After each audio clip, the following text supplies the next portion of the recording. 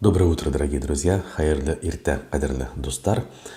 Мы начинаем новую рабочую неделю, первую официальную рабочую неделю в наступившем 2026 году на канале «Аспекты Башкортостан». Напоминаю, что зовут меня Руслан Валиев.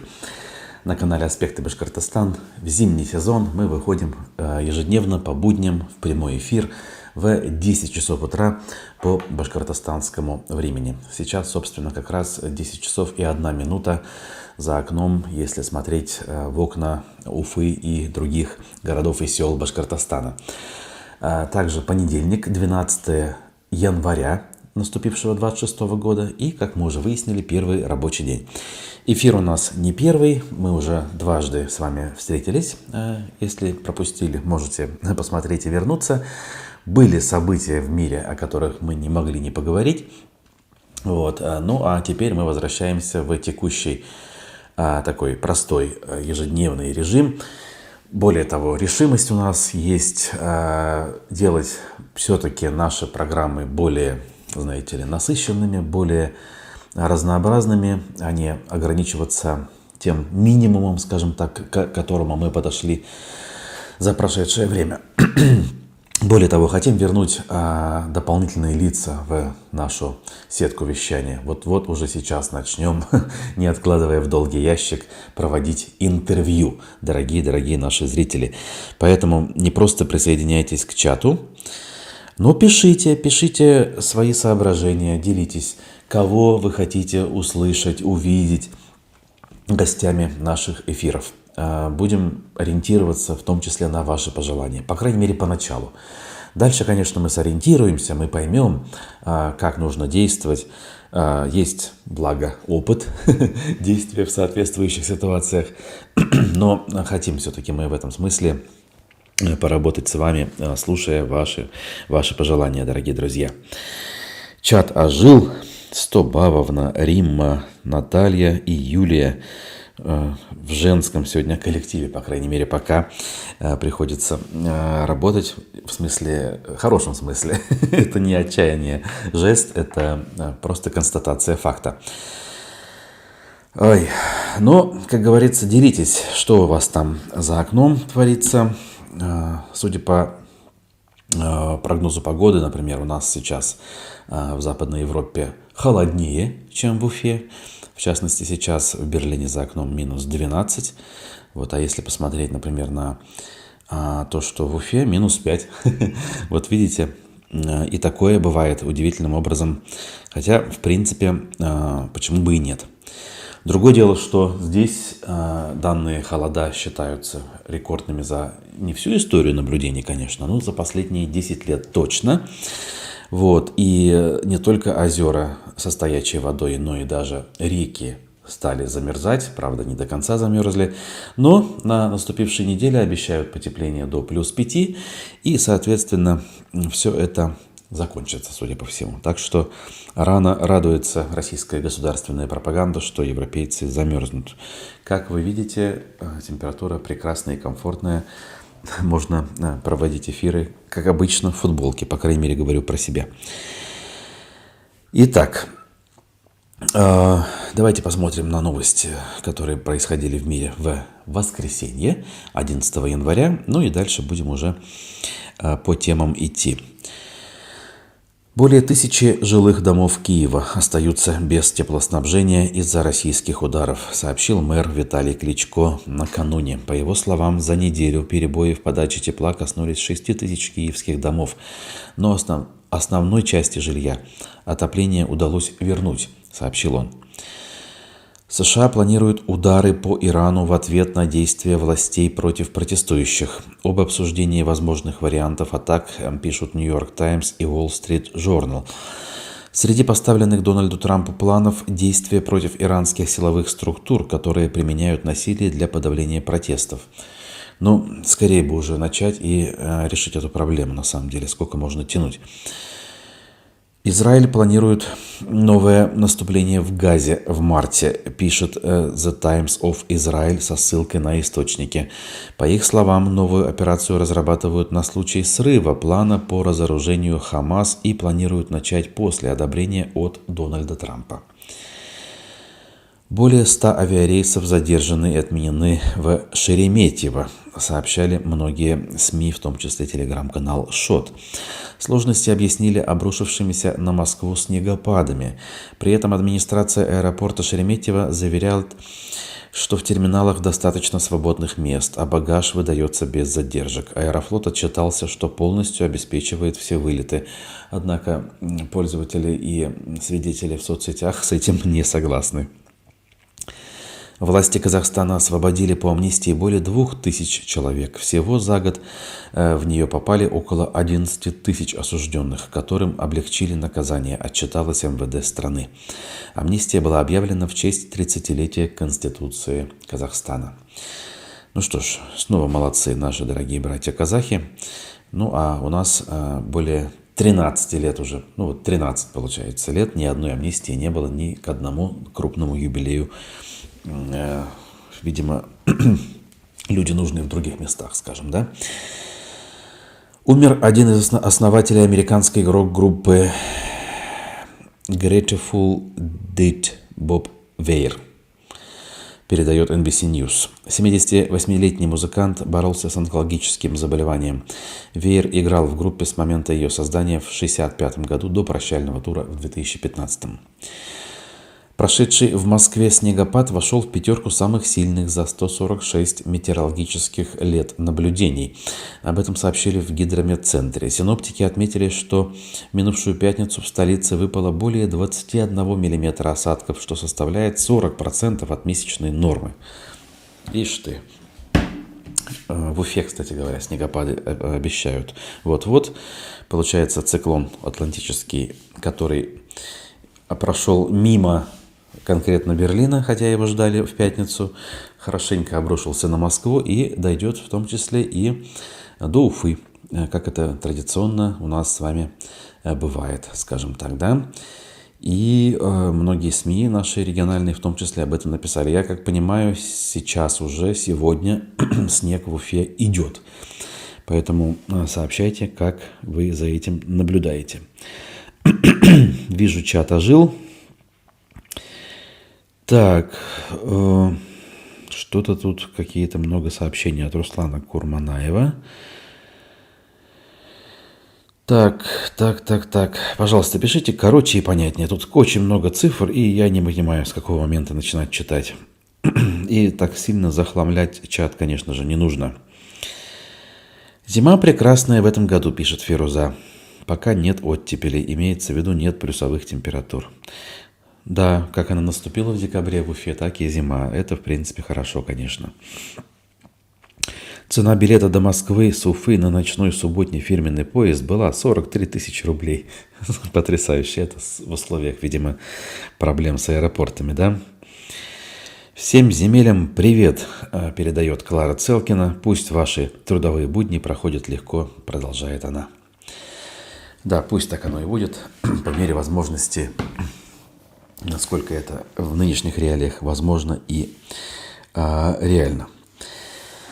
Так, ну что ж, жалоб на картинку и на звук нет. Это отдельная для меня радость. Сегодня я вновь, как говорится, самостоятельно обеспечиваю трансляцию. Но вижу, что все-таки, знаете ли, не самое идеальное качество картинки. Не тянет процессор старенького ноутбука.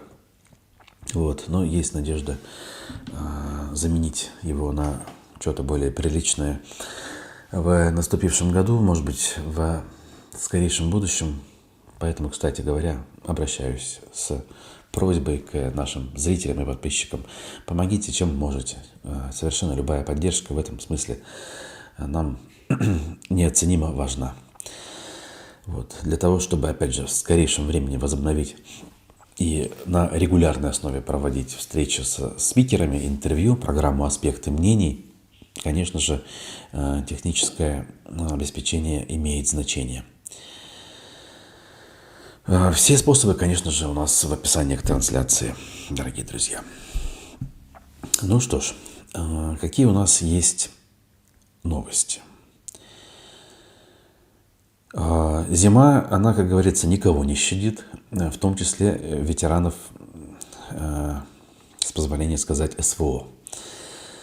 И вот, что ж такое? Сейчас попробуем открыть и ознакомиться. Значит, в Уфе начата проверка после того, как ветеран СВО упал из-за гололеда на крыльце. У нас есть теперь важные персоны, знаете ли. Если вдруг с ними что-то происходит, то проверки как минимум начинаются. Конечно же, мы не ждем каких-то супер решений и прорывов в направлении ЖКХ, например, но мы должны понимать, что, смотрите, есть способ обратить внимание властей на проблему, если на эту проблему пожалуется участник СВО. С другой стороны, так и хочется поиронизировать на эту тему, да, по поводу важности, знаете ли, некоторых персон. Но тут, надо сказать, человек с инвалидностью, он, значит, передвигается с помощью костылей, поскольку одна из конечностей у него ампутирована.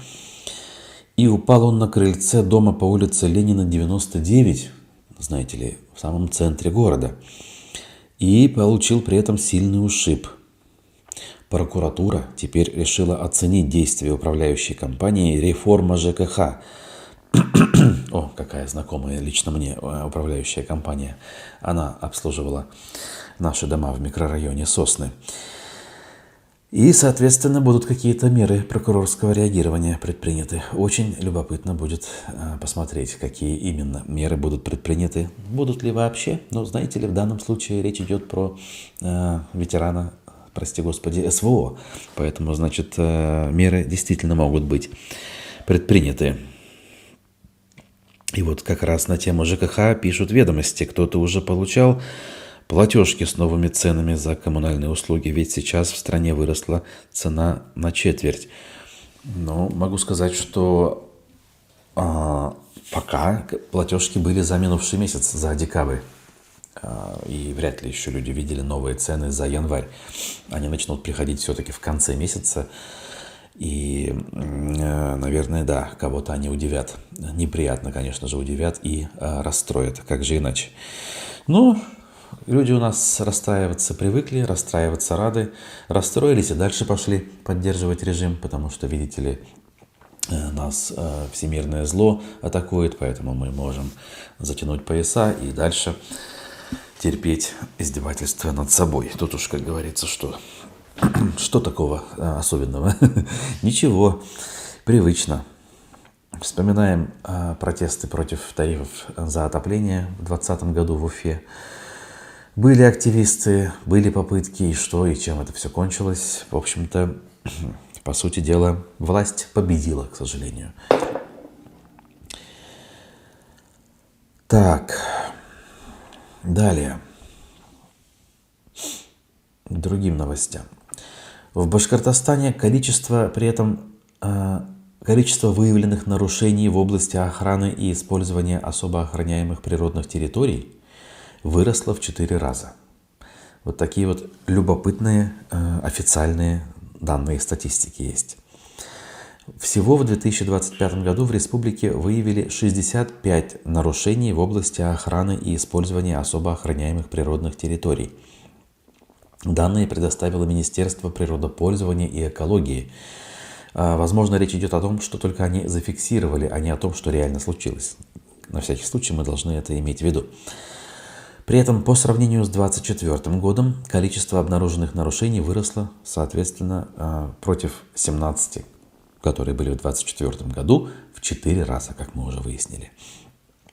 Всего в минувшем году в республике выявлено 3408 нарушений и признаков нарушений природоохранного законодательства. А названные 65 нарушений относятся к особо охраняемым природным территориям. Пожалуйста, не путайте, да? Значит, по данным министра экологии и природопользования Нияса Фазылова количество проверочных мероприятий, связанных с взаимодействием с контролируемыми лицами, а также количество лиц, привлеченных к административной ответственности за нарушения в области охраны окружающей среды, при этом снизилось. В то же время выросло количество мер профилактики, хвастается он. По данным Фазылова, в прошлом году ведомство провело более 3000 контрольно-надзорных мероприятий и вынесло 765 постановлений об административных правонарушениях. Очень много, конечно, слов и статистики, при этом конкретики нет никакой. Что же происходило на особо охраняемых природных территориях и какие именно нарушения выявили, что их стало в 4 раза больше, чем годом ранее? Вот здесь, конечно, особенно любопытно. Так, соответственно, может быть, дальше какие-то новости на эту тему поступят. Не сейчас, не сегодня, а вообще в обозримом будущем. Поживем, увидим, дорогие друзья. Так, накануне новой рабочей недели пруфы в отсутствие других новостей, в общем-то и понятно, вспомнили первого президента Башкортостана Муртазу Губайдуловича Рахимова. Ведь 3 года прошло со дня его смерти. Подумать только. Казалось бы, только-только это недавно случилось.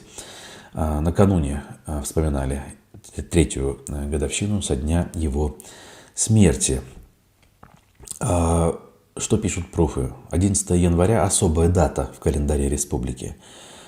3 года назад ушел из жизни Муртаза Губайдулович Рахимов, человек, которого в народе с сыновней теплотой называли Бабай. Его 20-летнее правление стало для региона временем грандиозного строительства, защиты суверенитета и превращения Башкирии в один из ведущих субъектов страны. Ну так напишите Башкортостан, хотя бы в этом случае, если хотите подчеркнуть значимость Муртазы Губайдуловича. Ну и дальше. Рахимов прошел путь от обычного сельского парня до директора крупнейшего нефтеперерабатывающего завода, а затем и до национального лидера. Вы посмотрите, какие термины. Его называли «открывашкой», и это прозвище было высшей степенью признания. То есть, оказывается, обидная кличка в данном случае является высшей степенью признания. Обратите внимание, я сейчас не иронизирую непосредственно над Рахимовым и его наследием, а над тем, как это все написано. Можно было бы получше, надо сказать. Ведь вопрос принципиальный. Да? Речь не про проходную новость, а речь про публикацию, связанную с отцом-основателем, если хотите, во многом, да, самого издания.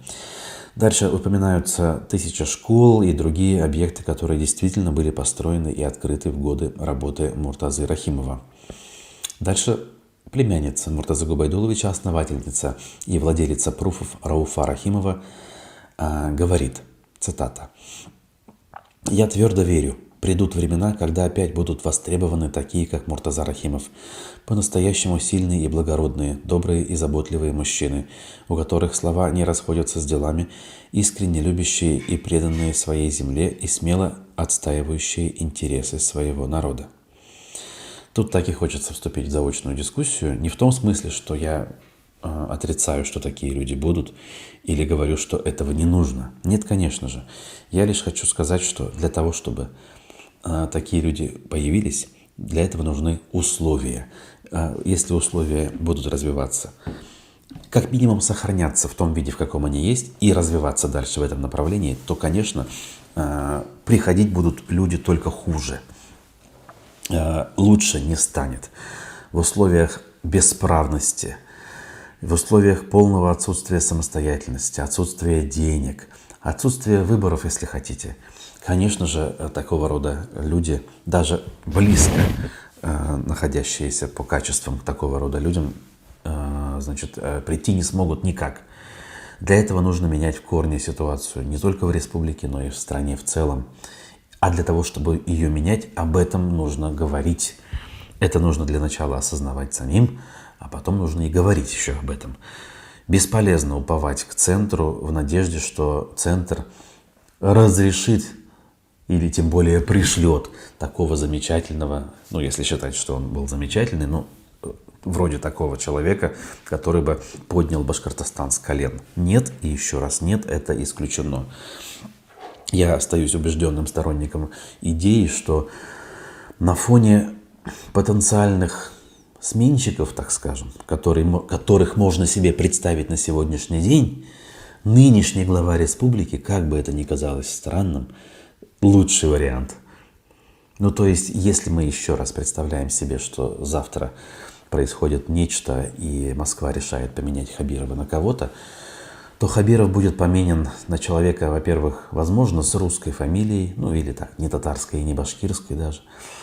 Вот. На человека, который не имеет к республике никакого отношения, ну, может быть, когда-нибудь проездом был, охраняя своего босса в поездках в начале нулевых годов.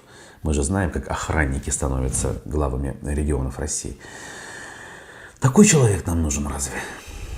Нет, конечно. В этом смысле уроженец республики, который знает несколько слов на родном языке, в принципе, понимает, скорее всего, родной язык, и действительно какие-то чувства питает к родной республике, выглядит куда более предпочтительным вариантом, нежели все остальные замены. Уж извините, все те, кто считают, что Хабиров во всем виноват. Да, конечно, он во многом виноват, если уж на то пошло. Дров наломано за эти 8 лет достаточно. Но надо посмотреть правде в глаза. Проблемы Уфы, республики, связаны с ним тоже, но его замена эти проблемы никак не решит.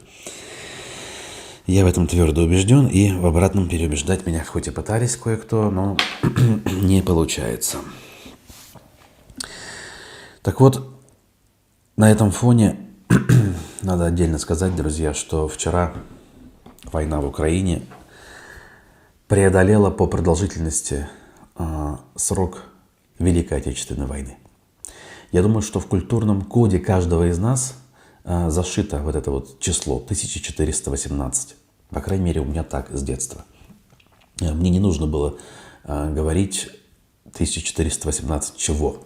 То есть, если кто-то называл это число, где-то оно было записано, я тут же понимал, это количество дней, в течение которых шла Великая Отечественная война.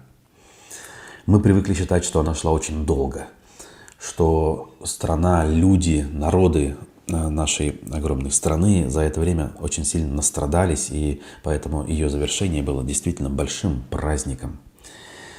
И вот совершенно позорнейшая война 21 века, которую ведет наша страна, по количеству дней преодолела ту Великую войну.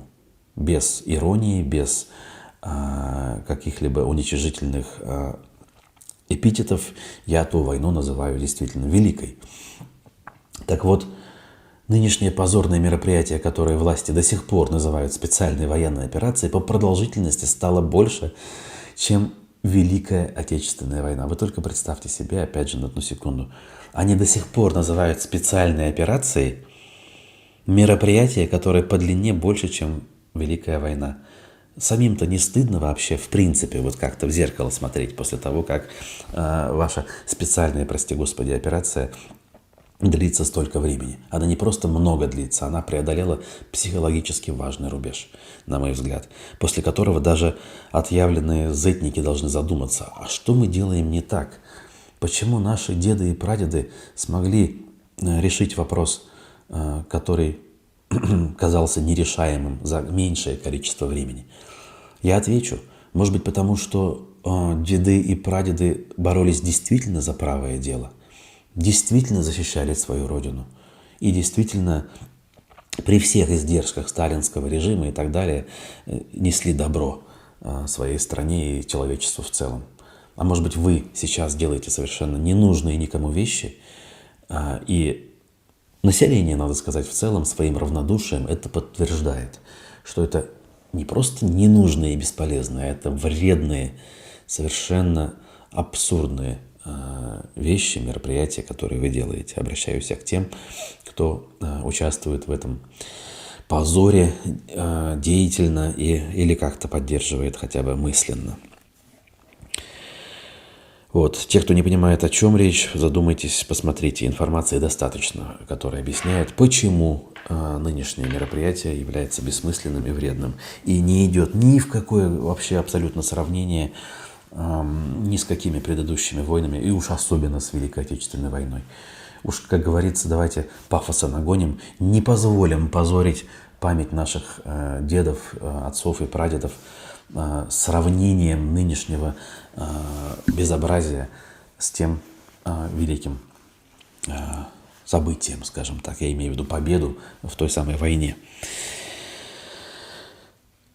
Вот как-то так. Теперь можно называть ВО СВО, иронизирует горько Клара Целкина на эту тему. Сколько сочинений писали в школе про эти долгие 1418 дней, вспоминает Стобабовна. Да, много чего можно вспомнить на эту тему. Действительно, мы хорошо знаем это число.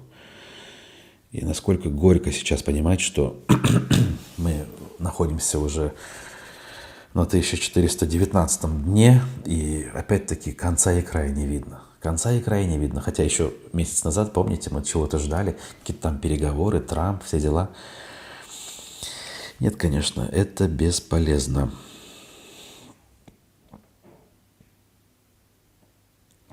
Несколько дней идет вой на болотах от военкоров, что наши деды отцы Берлин, а мы... Ой, ну да, это же праздник вообще, читать этих самых зетников и военкоров, как они отчаиваются порой, как они не понимают, почему у них ничего не получается. Ну, у них в широком смысле, да? Почему население продолжает жить своей жизнью. Мне тут видео присылают иногда, знаете ли, товарищи из заведений города Уфы. Там такое творится порой вечерами. Я не знаю, где наши доблестные правоохранители. Гей-пропаганда и прочие, значит, нескрепные вещи просто процветают, если хотите. До сих пор почему-то нет никаких облав и маски-шоу. Хотя вроде бы я, конечно, против таких полицейских мер. В широком смысле этого слова. Но вот здесь почему-то так и хочется, чтобы это все происходило и происходило чаще. Ну, чтобы до кого-то начало доходить все-таки, да? Что, блин, другая страна, другой мир, как бы надо понимать. Другой мир внутри страны имеется в виду. Чтобы немножечко нормальность быта и жизни уходила уже в конце концов. Да, чтобы люди чувствовали, что, блин, мы не в те ворота залезли, не в ту сторону пошли. Потому что очень много тех, кто продолжают, или даже наоборот, еще хуже, начинают считать происходящее привычным и нормальным. Это, конечно, удручает. Так, смотрите, друзья, спасибо, вас сегодня довольно много. Задавайте свои вопросы, пишите свои комментарии. Как вы можете догадаться, новостей как таковых у нас сегодня мало. Но новая рабочая неделя, новый рабочий год только-только начинаются. Вот для того, чтобы настроение людям поднять, пропаганда наша республиканская решила написать статью о том, что же все-таки стоит за рейтингами Башкирии. То есть решили буквально спровоцировать иронию с нашей стороны, да? Мы ведь с вами сами прекрасно знаем, что стоит за рейтингами Башкирии. Вот эти вот самые знаменитые рейтинги, о которых Хабиров любит хвалиться. Мы там промышленный потенциал, мы там еще что-то и далее по списку. Мы каждый раз ржем, понимая, что это никакого значения для конкретных людей не имеет. Поэтому, отвечая на вопрос Башинформа, так и хочется сказать, ничего не стоит за рейтингами Башкирии. Но чтобы быть все-таки пообъективнее, а не просто эмоционально давать свою общую оценку, давайте немножечко посмотрим, какие же имеются в виду оценки и рейтинги. По итогам 2025 года Башкортостан вошел в число регионов и лидеров России сразу по ряду значимых федеральных рейтингов. Вот как. И это не только демонстрация эффективности управления, а узнаваемость, внимание к республике и, как следствие, создание позитивного имиджа, привлечение инвестиций и многое-многое другое. А в конце года, как правило, подводятся. В Башкирии традиционно звучит топ-20 регионов по различным рейтингам. Да давайте уже конкретно. Поддержка инициатив бизнеса. Опять тут перечисляются базовые вещи. Дворец борьбы почему-то вспоминается. Нас признали лидерами и могут подтверждать этот статус. Так уже начали строить центр настольного тенниса. Вот, знаете, сочинения школьники напишут, по-моему, лучше, если их попросят все-таки написать об успехах республики. Что эти позиции дают обычному жителю? Задаются они правильным риторическим вопросом. Как минимум дополнительные рабочие места. Вот так вот. Кроме того, Башкирия является одним из ведущих регионов страны по уровню развития преференциальных зон. И никто не поясняет, что это значит. Можно подумать, все знают прекрасно, что такое преференциальные зоны. Друзья, вы знаете? Если знаете, напишите. Ну, в общем, не знаю. Я думаю, что надо перестать это читать, и нет никакого в этом смысла. Давайте лучше говорить о чем-то более важном. Вот нам сообщают ведомости, что в регионах регулярно громят кладбища СВОшников. Вот реальное отношение людей к зэкам, ипотечникам, игроманам, наркоманам и свидетелям мудрого телевизора. Как всегда, слог потрясающий у нашего зрителя с ником «Ведомости Башкортостана». Спасибо. Вот. Я, кстати, хотел бы понять, вы мужчина или женщина? Я всякий раз подразумеваю почему-то, что вы мужчина, но я, может быть, ошибаюсь. Давайте делать ники, прошу, очень, попонятнее, и чтобы попроще читалось, чтобы понимать вообще, с кем мы имеем дело. Очень прошу, по возможности. По числу погибших мы впереди всех.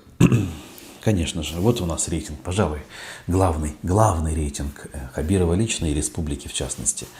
Более 8 тысяч погибших мы имеем по предварительным только данным. Из них около 4 тысяч только погибли за минувший 2025 год. Рекордный год по утилизации, прошу прощения за такой термин, по утилизации башкортостанских, давайте так, мужчин. Это то, что останется в истории и никогда, по сути дела, не забудется, потому что еще долгие годы будет аукаться нашим людям, даже если мы представим себе, что завтра мы встанем на путь истинный и будем исправлять все те ошибки и разгребать те ужасы, которых наворотили за последние годы. Вот они, реальные рейтинги, которые останутся в памяти конкретных людей, конкретных семей, детей, оставшихся без отцов. Я уже даже про жен говорить не хочу. Тут все понятно. Вот оно, как говорится, наследие историческое. А вот Заки Валиди вспоминает Муртазу Рахимова. При нем у нас построили ФОК. Хожу в бассейн, 120 рублей стоит. ФОКи хорошие появились в республике в разное время. Ну, например, на моей малой родине, в Старобалтачево, ФОК появился при Рустеме Закиевиче. И там тоже бассейн, насколько я понимаю, функционирует. Приходилось даже его посещать за копейки. Согласен, ФОКи это хорошо, но дело не только в Муртазе Губайдуловиче, я бы так сказал. Нынешняя система штрафов и налогов – это не про порядок и не про наполнение бюджета ради школ и больниц. Это инструмент дрессировки и тотального подавления. Спасибо. Вроде бы очевидную вещь говорите, но иной раз надо проговаривать для того, чтобы вспоминать, для того, чтобы осознавать. Вообще у нас многое делается для проформы, для показухи. Я в этой связи не могу не вспомнить статус, которым 21 ноября российские власти наделили наше издание «Аспекты Башкортостан». Я имею в виду статус иностранного агента, о чем мы вам напоминаем ежедневно в заставке и во всех подписях. Как вы знаете, данный статус, он требует от фигуранта, скажем так, в данном случае от издания «Аспекты Башкортостан», отчитываться раз в квартал. И, в общем, все вот эти вот дебильные, не побоюсь этого слова, правила соблюдать. В отчете, как я смог увидеть, мне показали, есть раздел «Сведения о целях деятельности иностранного агента. То есть сам иностранный агент должен отчитаться: я веду деятельность, давайте пофантазируем, каковы цели нашей деятельности. Но, оказывается, устоялась замечательная практика. Даже юристы, такие, знаете, суровые и зачастую невеселые люди, склонны шутить. Оказывается, многие наши братья по разуму, иностранные агенты, в эту таблицу вносят следующие пункты. Итак, цели деятельности иностранного агента. Первая цель – сдача отчетности в Министерство юстиции Российской Федерации. Вторая цель – предоставление сведений в Министерство юстиции Российской Федерации. Третья цель – выполнение требований законодательства Российской Федерации. А чем не цели? Вот мы понимаем всю абсурдность законодательства про иностранных агентов и соответствующим образом реагируем, скажем так, на него, даже формально пытаясь соблюсти эти самые совершенно безумные и никому не нужные, вредные, я бы сказал, для общества нормы. Так, наш народ столько перенес, что просто не верит в светлый завтрашний день. От удушающей заботы правительства и депутатов теряется красота жизни. А непомерные цены, рост нищеты, гибель мужчин на войне, вы хотели, видимо, сказать, но комментарий дальше не влез. Я с вами согласен абсолютно. В общем, хорошего мало. И надежд как таковых на то, что, в общем, скоро и в ближайшее время что-то изменится в лучшую сторону, тоже немного.